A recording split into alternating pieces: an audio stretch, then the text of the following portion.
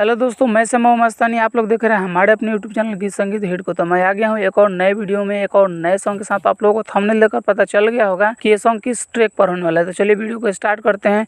उससे पहले कि आप लोगों ने हमारे अपने चैनल गीत संगीत हिट को सब्सक्राइब नहीं किया है तो कर लीजिएगा, और अपने लिए पर्सनल सॉन्ग लिखवाने के लिए हमारे दिए गए नंबर पर कॉल कीजिएगा। तो चलिए स्टार्ट करते हैं आज का वीडियो मुखड़ा के साथ। सबका से अलग बुझाली माई, सबका से अलग बुझाली माई, हई सब कर दुलरी काली माई, हई सब कर दुलरी काली माई।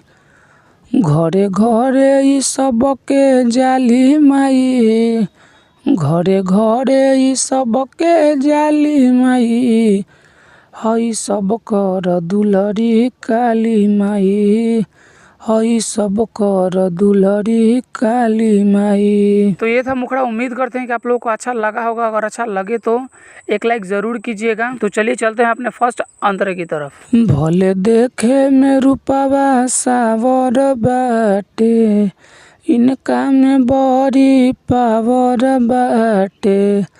भले देखे में रूपवा सावर बाटे, इनका में बड़ी पावर बाटे।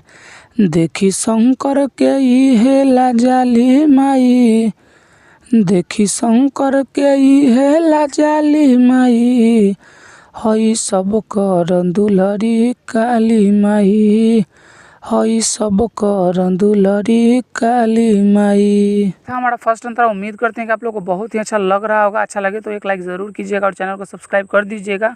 और अगला सॉन्ग किस ट्रैक पर चाहिए कमेंट करके बताइएगा। तो चलिए अभी चलते हैं अपने दूसरे अंतरे की तरफ। शिव नंदन छोड़ चिंता फिक्रिया, श्याम बाबू त जात बारे माई के भिड़िया।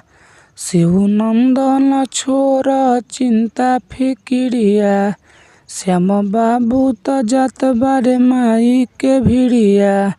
सब संकट रहुरे टाली माई, सब संकट रहुरे टाली माई, हई सब कर दुलरी काली माई, हई सब कर दुलरी काली माई। तो ये था हमारा पूरा सॉन्ग। अगर आप लोगों को अच्छा लगा होगा तो लाइक कर दीजिएगा, और ऐसे ही ढेर सारे सॉन्ग पाने के लिए हमारे यूट्यूब चैनल गीत संगीत हिट को सब्सक्राइब जरूर कर लीजिएगा। और आप अपने लिए पर्सनल सॉन्ग लिखवाना चाहते हैं तो हमारे दिए गए नंबर पर कॉल कीजिएगा। तो चलिए मैं जाते जाते यही कहूँगा कि गाइए और हिट हो जाइए। तब तक के लिए मिलते हैं किसी दूसरे वीडियो में किसी दूसरे सॉन्ग के साथ।